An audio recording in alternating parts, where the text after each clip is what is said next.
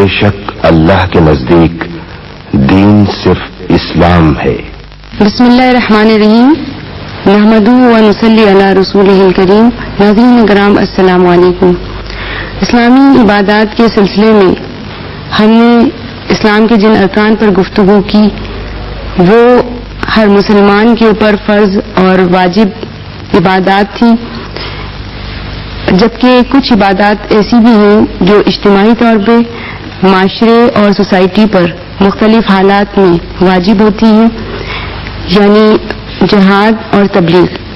ناظرین کرام، آج ہم اسی موضوع پر گفتگو کریں گے، جہاد اور تبلیغ پر۔ سب سے پہلے میں تعارف کرا دوں اپنے مہمانوں کا۔ مولانا محمد ولی راضی صاحب اور حافظ احسان الحق صاحب یہاں تشریف رکھتے ہیں۔ اس کے علاوہ کچھ طلباء و طالبات بھی یہاں پر موجود ہیں۔ راضی صاحب، تبلیغ ایک اہم اسلامی فریضہ ہے، سب سے پہلے آپ ہمیں اس کی حکمت اور اس کی اہمیت کے بارے میں کچھ بتائیں۔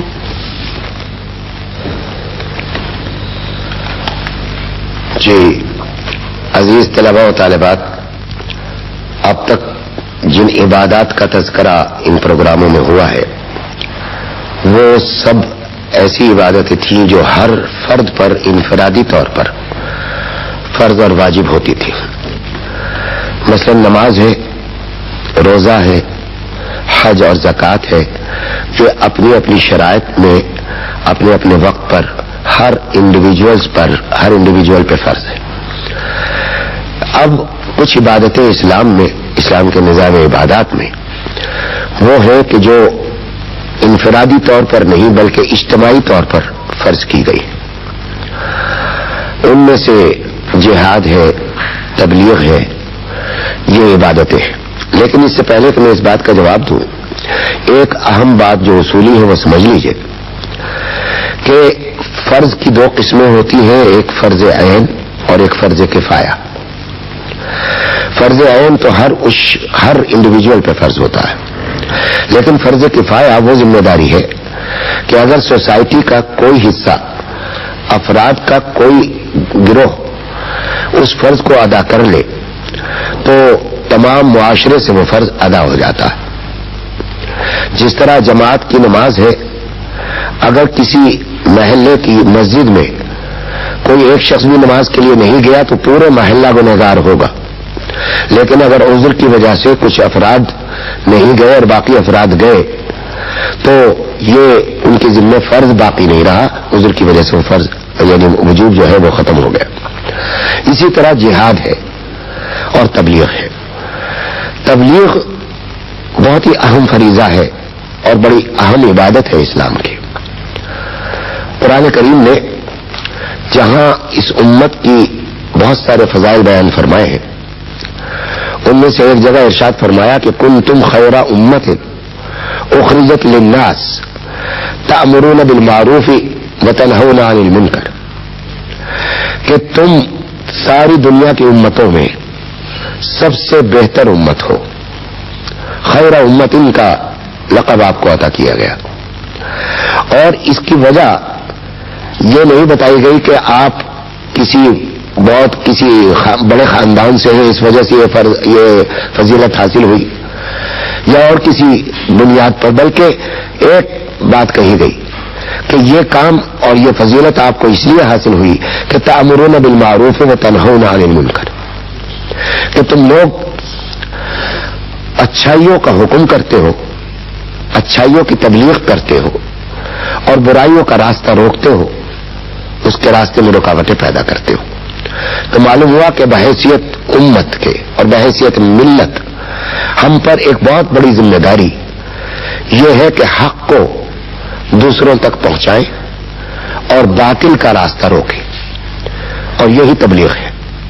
لیکن یہاں ایک بات اور ذہن میں سمجھ لیجئے کہ تبلیغ صرف یہی تک محدود نہیں ہے، جیسا میں نے کہا تھا کہ یہ صرف اجتماعی عبادت نہیں ہے، انفرادی طور پر بھی ہر انسان پر الگ الگ تبلیغ کا فریضہ عائد ہوتا ہے۔ خصوصیت سے وہ لوگ جو کسی بھی شعبے میں سربراہ ہیں، ان کے تحت کچھ افراد ہیں جو ان کا حکم ماننے والے ہیں، چاہے آپ گھر کے سربراہ ہوں باپ کی حیثیت سے، تو آپ کے ذمہ یہ فرض ہے کہ اپنی اولاد کو حق کی تبلیغ کرتے رہیں. حضرت اسماعیل علیہ الصلوۃ والسلام کی تعریف بیان کی ہے قرآن نے, اور اس تعریف میں یہ کہا ہے کہ وَكَانَ يَأْمُرُ أَهْلَهُ بِالصَّلَاةِ, کہ ان کی خصوصیت یہ ہے کہ یہ اپنے گھر والوں کو نماز کی تاکید کرتے ہیں. اللہ تعالیٰ کو یہ بات پسند آئی, اس لیے آپ نے اللہ تعالیٰ نے ان کی یہ کہہ کر تعریف کی. تو انفرادی طور پر بھی ہر وہ شخص جو ذمہ دار ہے کچھ افراد کا, یا کچھ افراد اس کے زیر نگین ہیں, اسے یہ چاہیے کہ جتنا حق اسے معلوم ہے, جتنے حق پر اس کو وہ عمل کر رہا ہے, اس کی تبلیغ کرے اور دوسروں تک پہنچائے. قرآن کریم میں حضرت صلی اللہ علیہ وسلم کو حکم ہوتا ہے کہ یا ایھا الرسول بلغ ما انزل الیک من ربک, کہ اے رسول میری طرف سے پہنچا دو, بلغ ما انزل الیک من ربک, پہنچا دو جو کچھ تمہارے پروردگار کی طرف سے تم پر نازل ہوا. حضرت صلی اللہ علیہ وسلم کا سب سے بڑا فریضہ ہی تبلیغ تھا, کہ آپ کو کا تو کام ہی یہ تھا کہ جو کچھ آپ کو پیغام دیا گیا وہ اس انسانیت کو پہنچائیں, اور آپ نے یہی کام, یہی فریضہ انجام دیا, جس کی وجہ سے آپ کی امت کو خیر الامت کا لقب ملا. تو ایک بات تو یہ, لیکن تبلیغ کے بہت سے آداب اور شرائط ہیں. ان میں سے ایک بڑا ادب تو یہ ہے کہ جو بات پہنچائی جا رہی ہے اس کا پورا علم حاصل کرے. دوسرا ادب یہ ہے کہ جو بات پہنچائی جا رہی ہے خود بھی اس پر عمل کرتا رہے. تو اس وقت مختصراً تبلیغ ایک اہم فریضہ ہے جو انفرادی بھی ہے اور اجتماعی بھی. تو اس واسطے اس فریضے کو اس امت نے اگر کبھی چھوڑا تو یہ امت اپنی شناخت کھو بیٹھے گی. بہت شکریہ راضی صاحب. حافظ صاحب, راضی صاحب نے ہمیں تبلیغ کی حکمت اور اہمیت کے بارے میں بتایا. آپ ہمیں یہ بتائیے کہ جس طرح ہر عبادت کے انفرادی اور اجتماعی فوائد ہوتے ہیں, تو تبلیغ کے اجتماعی اور انفرادی اور اجتماعی فوائد کیا ہیں؟ عزیز طلبہ و طالبات, تبلیغ کے انفرادی و اجتماعی فوائد کا کچھ بیان مولانا ولی راضی صاحب کے جواب میں آ گیا. مزید یہ عرض کروں گا کہ ارشاد باری ہے کہ یا ایھا الذین آمنوا قوا انفسکم واہلیکم نارا, کہ اے وہ لوگو جو ایمان لائے ہو, اپنے آپ کو اور اپنے اہل و عیال کو جہنم کی آگ سے بچاؤ.